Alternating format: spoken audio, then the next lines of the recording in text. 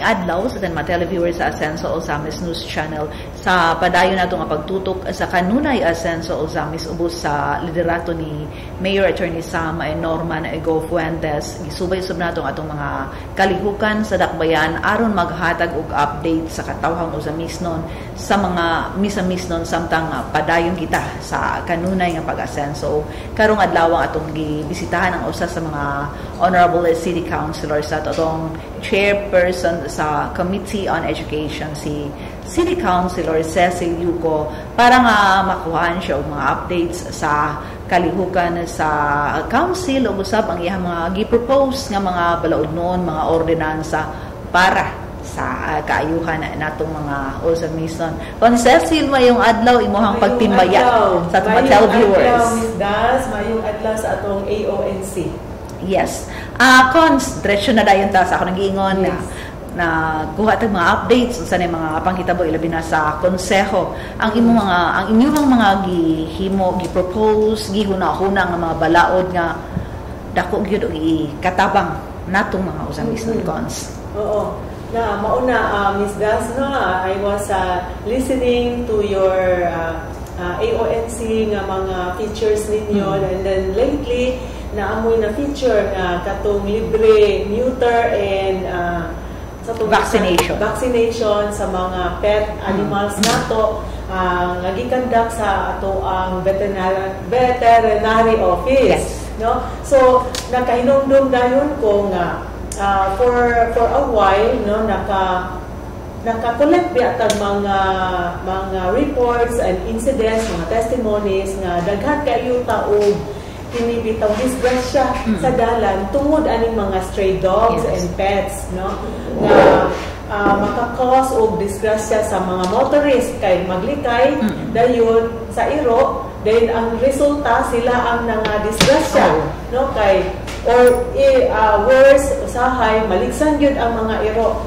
nga kanang stray dogs. So naman tay balaod ana sa national na anti-rabies law ilang tawag nga likayan gyud ang stray dogs. So responsible pet ownership ang ilahang gi-encourage adto nga kung magbuhi ta og iro og ire, dili gyud na nato pasagdahan sa dalan nga maglakaw-lakaw buhian kay maka-cause na siya og accident, especially pa gyud kung wala siya na vaccinated. Yes. So kinahanglan kung magbuhi ta, kinahanglan we have to make sure nga vaccinated din na siya kay makapatay biya ang rabies, no, niya mo paak di nagkalit ang iro. Naka-remember na lang hinuon ko niingon si Dr. Calyaw nga dili gyud na nato pataka duulon o gikapon ang mga iro, especially kung magkaon or matulog or dula-dulaan siya kalit nga ma-excited siya, then to the point nga mamaak na hinuon siya, no,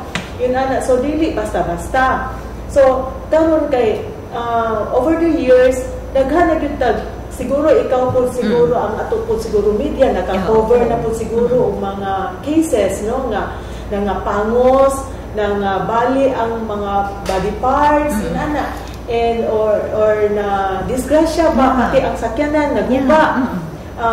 Not mentioning patong mga naligsan nga gibiyaan na lang pod sa dalan, no, ang iro or kanang nakapaak pod nga kalit nagpaak ang iro sa tawo nga naglakaw. So we feel nga kinahanglan na gyud nato suportahan og local legislation ang kaning Republic Act 9482, which is the Anti-Rabies Act. So dinha gibutang na bawal gyud all over the Philippines ang kaning stray dogs. Bawal nga magbuhi og iro nga dili nimo pa-injeksyonan. So in order for that to strengthen and take effect gyud sa ato ang city, we need to craft an ordinance that will suit our needs, no, and our cases diri sa ato ang city na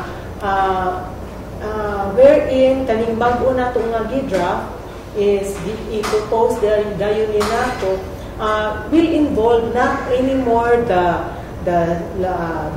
police officers, not only the kining city vets, Yes. no, ang pagpanghipos aning mga stray dogs, but also authorizing and give powers to barangay tanod nga whenever na ay stray dogs sa ilahang purok or barangay, sila pwede na sila ang mohipos sa ato ang mo-impound sa ato ang kanang stray dogs, and then requiring every barangay to have a temporary shelter for the kaning stray dogs na ilang madakpan.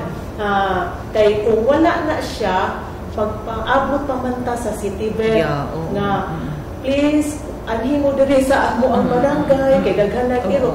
Ang city vet daghan po kay siya giatiman, no, not only the vaccination, not only the impounding of the dogs, stray dogs, daghan pa kayo siya giatiman. So pili dayon na ma-address ang 51 ka barangays na needs. And then we know nga in all the 51 barangays na ang stray dogs, especially morning maybe di kay nato makita. Pero when evening comes, pack of dogs yun na sila nga maggrupo yun.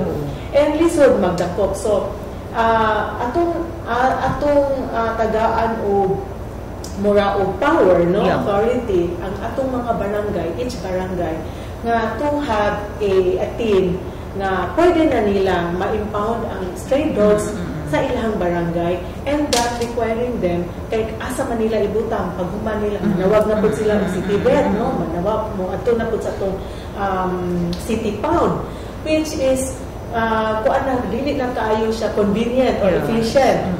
What if gabi ikan na nato no, so naay requiring the barangay to have a temporary shelter for these animals para within 3 days time ang mga tagiya maka-claim pa. No? Ngayon, not only that, tagaan na to og kining penalties, no? Ang kaning mga kay naana man po na siya sa Republic Act. Galing lang si Republic Act, mo lang na iyang guide, muna itong guide. So kita diri sa ato ang LGU, we need to point and give the responsibility to mga different agencies nga pwede mo hatag sa penalty. Like again, the barangay. So the barangay can impose penalties kila per day for the impounding of these dogs, and then sila pud ang mufid, no, sa during the impounding period, no, until ma-claim sa tiya. No, kung walay mo claim ana, that's the time ihatag na niya dito sa city vet. No? So, murag medyo na-i-order ang proseso, and then mapaspasan na nato and ma-discourage na yun nato ng kanang magpasakaog kanang buhi. Pasagdan lang. Pasagdan lang. Then we have to make sure nga kung magbuhi tag pets, maka-afford ta magpakaon. Dili na to buhian. Kaya ako sila na mangita dito og kaon na bahala na anyway mo uli raman na. So kinahanglan mag-atiman ta sa ilahang vaccination. Kung magdaot ang atong mga iro, kinahanglan atong tagaan na nato sila medical attention. So mo gyud na ang mga proper gyud nga responsibilities of the owner. So dili man pasabot nga kung naa kay iro, imo na lang dayon dili na ka-allowed nga ipagawas ang iro. Allowed ipagawas ang iro, pero kinahanglan naa ang owner. Kinahanglan naka-leash unsa nay kanang hikot, collar. Dili pwede nga pasadahan kay unang budasmag ang iro sa mga bata or mga salain tao nga siya kailang say defensive kayo ang mga iro, aggressive. Yun maka kuan na gihapon ta, maka disgrasya gihapon. So okay, allowed ana siya nga magbuhi kag iro, provided isuroy nimo siya, provided nga nakalish siya then naaka nga gabantay sa iro.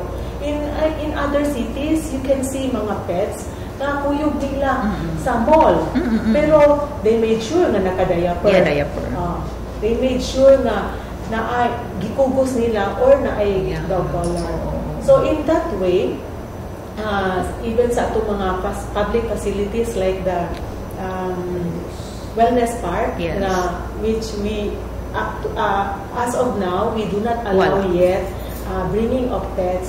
Pero in time we can regulate nga pwede, pero provided nga naka-diaper, provided imong gikugos, provided na ay control sa pets. Kay dili makadisturbo sa ubang nanuro. Dili makadisturbo. So hopefully soon mapasa ni nato siya for first reading, and then we can discuss it sa public with the barangays, with the mga animal welfare organizations, o appeal man na sila, and DepEd also, because kani nga balaod kinahanglan gyud siya og information, insakto nga pag-disseminate sa information, and then it will start with the students, no, nga tudluan unsaon gay na nga pag-care, take care sa atong mga pets, whatever it is, be it a canine or be it iring or birds, baron, kinahanglan kabaluta mo take care sa ilaha. You know how to take care, tapos responsable ka nga tag-iya. And personally, Cons, na-appreciate yun ako imuhang kaning dadon na to sa local level ba, kining national nga balaod kay kung mag-iskot mo tugutag national mo ingon nga mag-agad pa ta sa balaod sa national, magsalig pa ta sa city vet to act on it, whereas kung dadon na to sa barangay murag mas localized siya, mas makatutok sila kang ilang responsibilidad is within their barangay ra gyud, so mas nakailas ng mga tao, mas makita nila. So this is really very good. And tinuod na siya, Miss Das, including daya sa ato ang ordinance, no, nga i-register imong iro with the barangay. Before, it was already started by ato ang Councilor ABC President, Vice President si Jun Carlo Moralion, no, na iyang gi-disseminate sa mga barangay. So there was already the initial registration of your dogs, na nagkuan na to sila, nagsubay na to sila. This household, how many dogs you have? Dayon na-vaccinated kami or wala, yun, necessary yun na siya kay aron mahibaw-an nato nga kaning siya nga household, nagdaghan din siya giro nga wala pa na vaccine, kinahanglan ato nang dadon sa ato ang city vet, kay ang atong city vet is also very active and very efficient, no, nga kada barangay gahatag siya og free biya na, service on neuter and spay. So, murag wala sa spay, sa neuter, pa sa malalaki, wala pa spay. Wala pa sila forma. And medyo mas mahal po daw siya daw. I mean, Cons. Okay, murag dugay ang abrihan ang yuto. So ang kani mga male nga mga animals na ilang giuna og inana. So that is free baya. And then remember katong anti-rabies month, bato February, March, there was also a massive free almost daily vaccination and so you can bring your pet kung wala sa inyong barangay, you can schedule, you can bring your pets to the city vet office dayon diretso. Kuan Cons kaning like karon naghulat mami, I know usap pud ka sa sige jud nga follow up ana mga schedule nato sa ato ang vaccination sa city vet kay barangay man sila actually dayon karon naghulat na lang po mi sa schedule from them for posting na pod. For posting, no, kay I'm sure daghan bigay na magpila. And then mao lagi na nga with matching education, information, dissemination on ayaw in tawon padaghana kung palabi dili magpataka og breed, no, kay ang responsibility sa pagpakaon, no, dili man na siya pwede nga biyaan lang. Lagi na Cons kay katong atong isgutan nga responsable ka nga owner kay maglisod pa kag pakaon, pasagdan pa nimo sig panganak. Pero maka-harm pa gyud siya, maka-bite pa gyud siya. It's not easy, no, nga dili gamay na bitaw ng apak, dili na siya kay makapatay yun na siya, and then you need to get a vaccine on anti-rabies para kuan din, para dili ka mangunsa, dili ka makuan sa rabies. Dayon ang mga daghan bitaw putag cases, no, nga kanang stray dogs. Yes. Dayon kung baligsan. Kung makapaak ang stray dog, walay mo angkon nga tag-iya siya. So, pero kung maligsan, ay mo angkon. So, importante itong katong registration. Yes. Para at least na kita record for each barangay kung kinsa ni ang tag-iya ani para masubay din dayon. Ang uban cities they are very strict on that. Kinahanglan gud ka nga mohatag pa og copy sa ilang dog book na kung kompleto ba siya og vaccination record.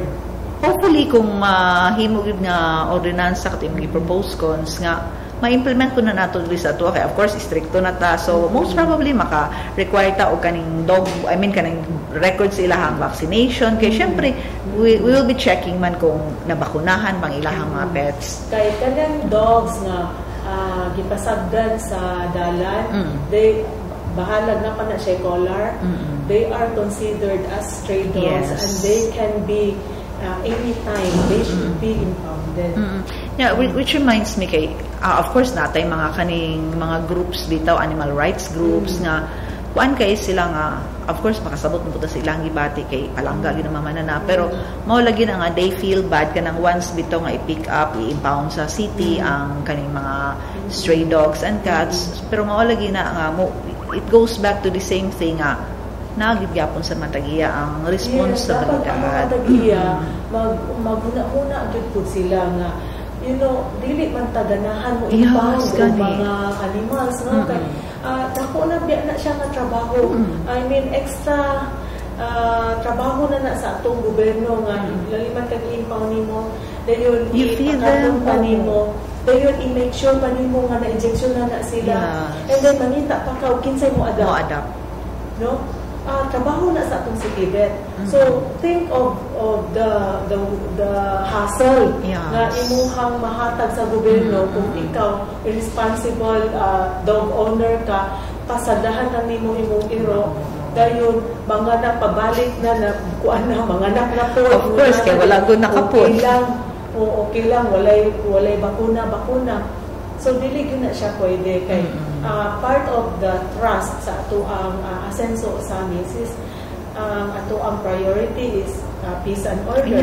Peace does not only mean nga kanang peace and order does not only mean the absence of crime, the absence of killings, the absence of drugs or some robbery, but ang order, ang ato ang flow of the traffic, ang ato ang mga pamuyo sa atong mga katawhan.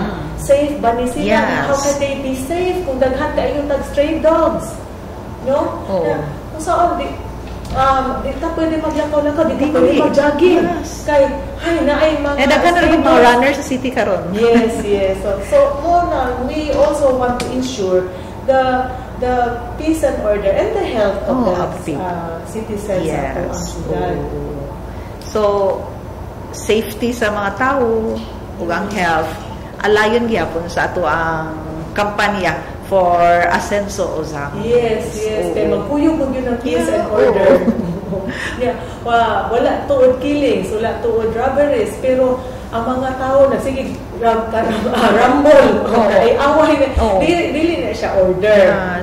And then like when you go out at night na naidaghang mayro sa kalsada murag di gyapon ka mo feel nga safe mag-drive ka ma-aksidente baya gyud ka mag-drive, which reminds me amo ang kauban mismo napaakan og iro nabali ang kamot napaakan pa nabali wala siya napaakan nakabangga siya og iro and then natumbay ang motor, nagubay ang motor, nabali pa yan. Daghan na kaayong tag mga intact na tayo collection o mga reports and testimonies na padala sila mga pictures nila ang uban diri na napamos diri gitahi ang chin ang uban asa na to gibutangag stainless ang knee dayon napay nga pangos from head to toe ang pangos kay naglikay lang sa iro. Then, wala takabalo, kinsay tag-iya sa iro. Kana lagi ka rin mga kaganina, kung maligsan, mo angkon. Pero kung maoy makapaak, wala, o makalustra siya. Law 9462, nag-ingon nga, ato sa dihapon na i-apply sa ato ang local ordinance nga kung ang imong iro makapaak, ikaw baya ang magbayad sa ilahang injection. Ikaw ang magpatambal nila. Ikaw ang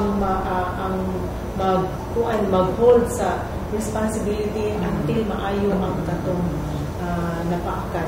Pero mostly, cons, murag wala ko kadungog. I don't know kung naa ba, pero mostly sa mga cases nga, na-disgrasya og iro nga, stray dog, murag walay tag-iya.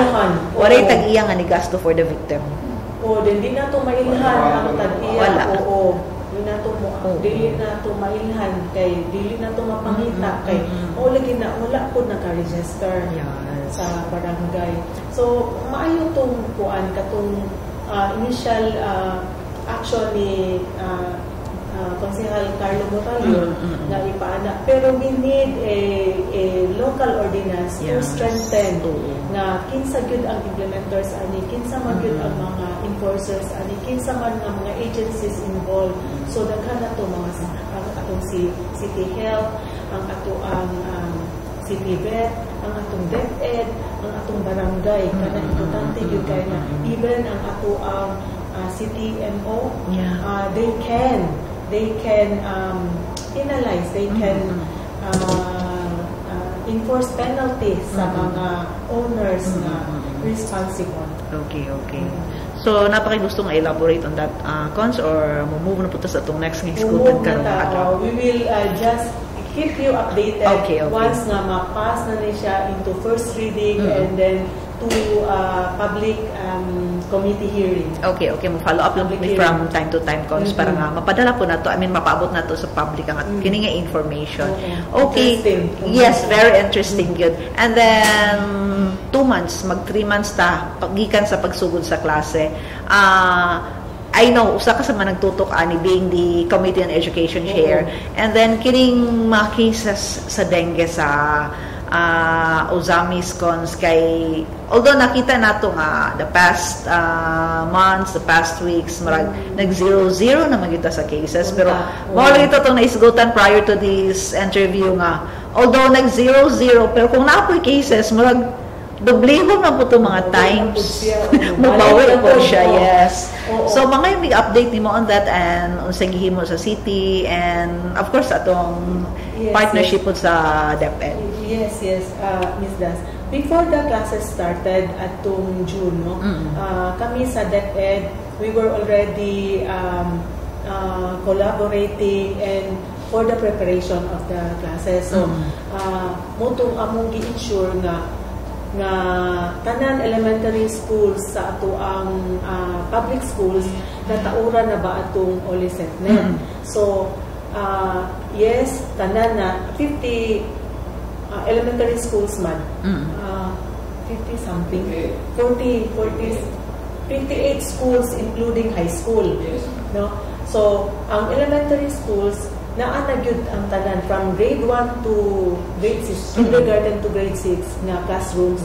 Natauna na gyud sila og OLICETNet. So karon ang second batch nga OLICETNet nga ning-abot sa ato ang city, they are for the kuan na pod child preschool, daycare, barangay daycare centers na pod. So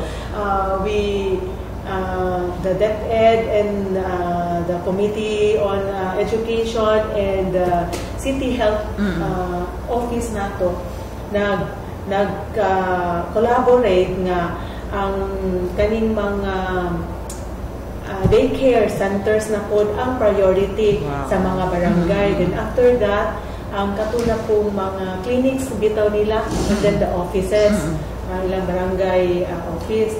So pero una mo dito mga daycare centers kay mga bata man ang nag-eskwela. Then everyday naman na sila mag-eskwela. So hoping na nagi mga kuan nato nga nakataod na, no? So we will have to look into that, Ms. Das. So pila na out of 58, I don't know how many centers, child development daycare centers we have here in Ozamis City. Pero mo na ang next na pud nga move kay we know nga wala gyud nawala di ay ang dengue. So it's just nearby may pa ang COVID kay nawala na. Pero si dengue nagkaway-kaway lang gyapon na, especially ang atong weather karon. Mag-ulan na pod, then init mag-ulan na pod. So whenever na ay ulan, naagin ng dengue kay it will just take a cup para makabreed ang dengue mosquito. So hinaot unta tong katong drive sa atong barangay na mag-clean up every afternoon. Kinahanglan di gyud to undangon. Kita pod sa panimalay nato din sa undangon nato ang atong panglimpyo ang mga tubig na magpundo na pod ganina yabo na sa dayon. Yun anak no kay kanang rain collection pagkaugma anak pwede na siya himuon og breeding site sa ato ang dengue. So careful gyud ta anak di gyud ta kumpiyansa. Kay we don't want nga di pud ta maka-blame no nga ang bata man good spends 1/3 of his day sa school. Dayon ang kaning favorite sa dengue mosquito kanimang mugbo kay low flying mosquitoes na sila di pa na sila makasaka na sa kanang second floor, third floor ingon ana. So unahon gyud na nila paak tong mga bata. So remember nga ang bata mapakaan sa ilang kamot, sa ilang nawong. Pwede na siya nga mahimong dengue or pwede na ang dengue na dito nakapaak niya kung sa adult gani ang atong mga tiil. So sa akong public schools no we are just kining in time nga naka allow sa ilaha because I and our SDS Mami Palago I said to her na please allow the school children to wear long pants. Not strictly to wear the skirt or the prescribed uniform, but allow them to wear long pants or knee socks or bahalag dili siya uniform nga jogging pants basta long pants to protect them from dengue bites. So I hope na ma-disseminate po to or ma-forward so gi-continue gyapon nila karon ko. Yes. Okay. Sa mga private schools po unta. Okay. So far sa public pa man. Sa public yun na dali ra kayo nato ma-enforce no. Dali ra kaayo ma-inform ko dayon ang mga teachers na not to be strict on wearing of the long skirts or uniform. Pero ana kay dili kaayo reliable sa ato and practical sa ato ang magsige na lang tagpalit og katong mosquito repellent kay usay nata sa lagyo nga barangay it's not available and then I also found out na dali ra pud siya ma-expire once magsingot ang bata mawala na siya. So once manghugas ang bata og kamot mawala na to siya. Especially when it rains maglakaw sila mabasa ang BTS. 8 hours a day sila dito sa eskwelahan. So better kato na lang yung long pants. Yeah, much better. So I really hope nga na-appeal pud ang private schools aning mo practice pud sila. Kay maski asa no maski naata sa Highland naata sa city proper naa naman gyud ang dengue dili naman gyud mamili. Yes. Mo ba ito ingon dok nga I mean conspecific dok ko. Gikan ko ni Doc Calyaw na gusto to City Health. Makayo ko dok. Wala ang ilang giingon nga ang dengue di ba kay sa una mata ang lamok daw kay sa rainy season nya karon kay nag climate change na beta bisag summer gaulan mo nang ang dengue daw kay year round na gyud daw siya year round din siya kay dali kay Miss Dance dali ra kay siya mo multiply mo lang na ang kuan ana disadvantage ana niya dali ra kay siya mo multiply so dali ra kay niya hungry man na sila so mangita gyud na sila mamaak yun na sila.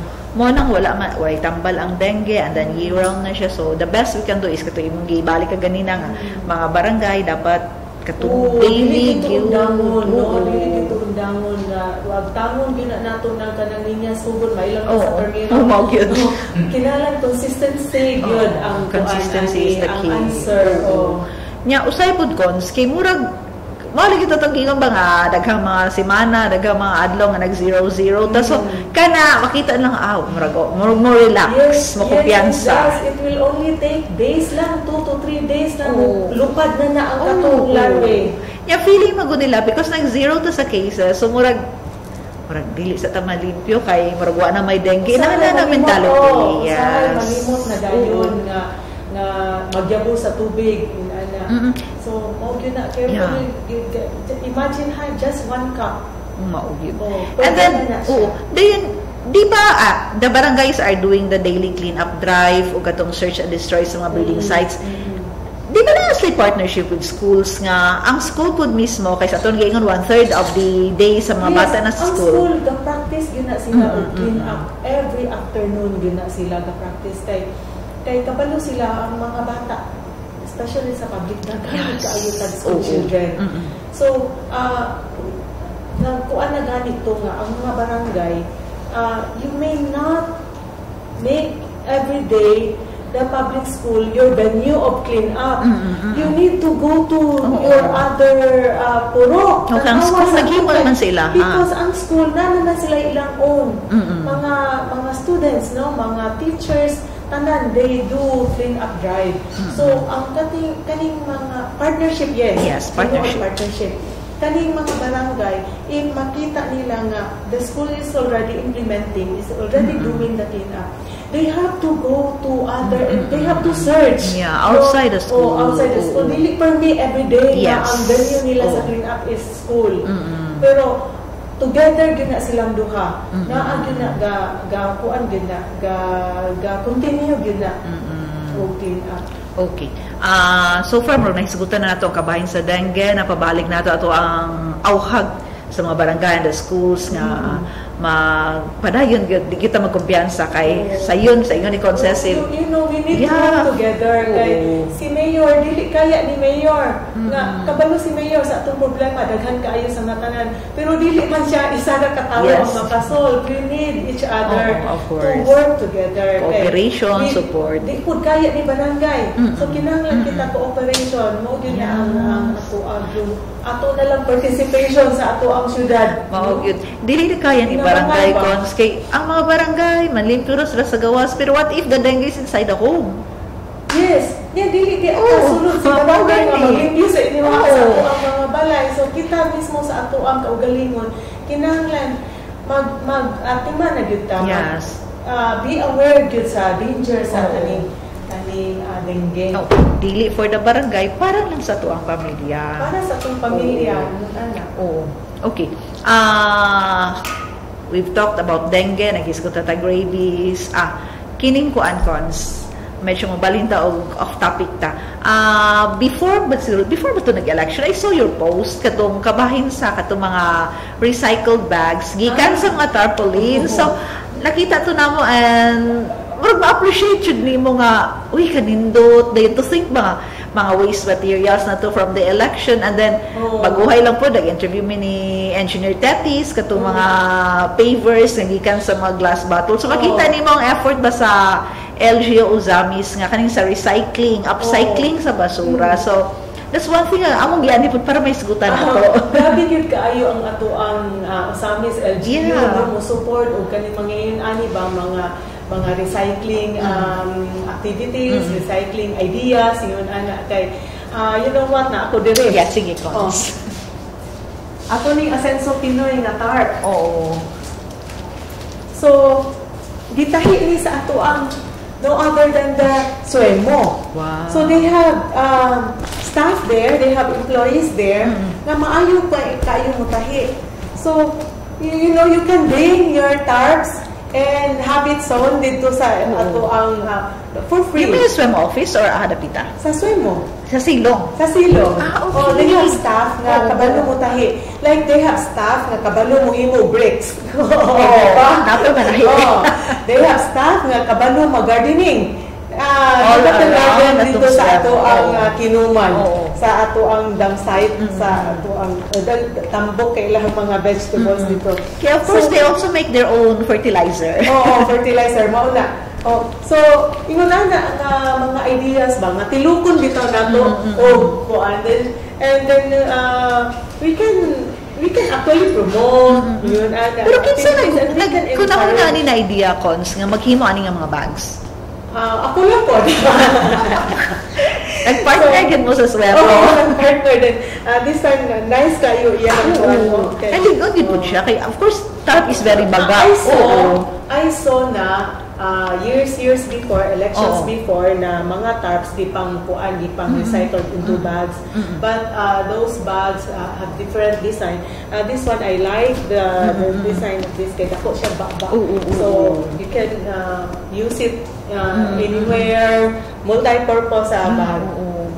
So, hopefully, kung, like for example, you kay siya yes, ang swemo. Siya nagyud. So, talantan na itong swemo. Dili lang kay magbuad lang, mag-clean up lang sa ato ang city. They also create products. They can also produce mga nalang na product. Kuan, Cons, like for example, daghan mo kitang tarps na nahipos from the previous election. Wala ba tayo ka ng like, wala sa, I mean like, naay mga taga-Uzamis nga, pero na, butang tanay, mga taga-Uzamis nga, wala mo nag-mass produce ani nga, like, ibaligya at i-minimal price sa public, kay, of course, waste na good siya. Of course, we need the tarps. Give us the tarps. Ako, patok na una nga, what do you collect tarp? I collected this one and then clean it. Then, so sa unsa lang ang nakulat na ko, it was very few na mananan ako panghatag sa lagi kay basi mag-asta uban nga wala sa ito. Katong uban nga nakakulat pa, nakamoy mga tarps, you can bring it here, even there is akong office, okay ra, ako ray limpyo, and ato nang ipatahi dito sa ato ang kuan. Kay nice kaayo siya. Ato ang swemo. Pwede man maski kinsa, makatahi man, ngun ani. Wapunta nga kung like wala ba tayo ka ng mga wala tayo mga workshop nga like makateach yung tatano sa ito ang mga kababayan, especially ka na mga women nga white trabaho. Sa ato ang committee chair. Oo nga. Mga women white trabaho nga. Mga PWD. And then hopefully makakuha na rin ito sa atong economic enterprise nga naatay marag stall or store nga. Souvenir shops. Nga, so daghan na kayo igo ang program, naka-recycle ta basura, so nalasan ang basura, and then gihimo ang maayo na nga idea. Nindo siya nga. Dako siya og ganang market ba? Kay gawas nga makatabang po ta sa livelihood pohon. Na-lesson ang basura, yes. Makahatag ta nila mga ideas nga asa man mo hiyang, no? Sige, dire. Try this skill. Kaya actually ako hindi man siya kong bags when I saw that.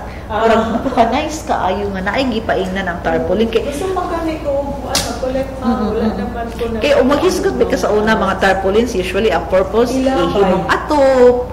Pero mga inana rin like I saw dako kayo nga basura. Daghan na kayo basura. Tarpaulin, perting kung dagko labi na itong dagko nga tarpaulin ang uban. Ako nakita ko itong mga comments katong naglimpyo bitaw ang city, itong nagsugo si Kong Indy before nga wala lagi itong ipapangtang na ang basura, I mean ang tarps, and then ay nang comment nga mga yumi kay mo daw nga atop sa tangkal mga ilanaw, and then nainaan mo dahil nga pwede din na ito hibo na bags. Okay, marag nahisgutan na nato tanan Consnof. Basig naapa kay ipaapas gustong mga punto nga wala nato na discuss, and then gusto nimo nga ipaabot ipaapas sa mga Uzamis nun.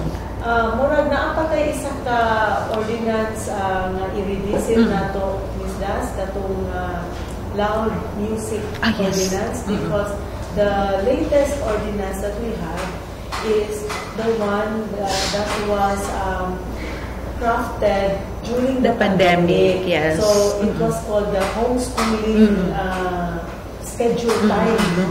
So we need to change that. Yes. If we will not change it, it still follows the schedule sa pandemic. Homeschooling, wherein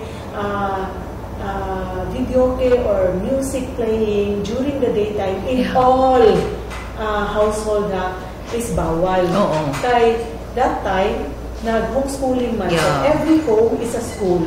So, ang imong silingan ayaw, bawal kaya mag-play with loud music because there are students studying inside their homes. So, we need to change it. Yes, and normal na, back to normal, kung ano man ta scheduling.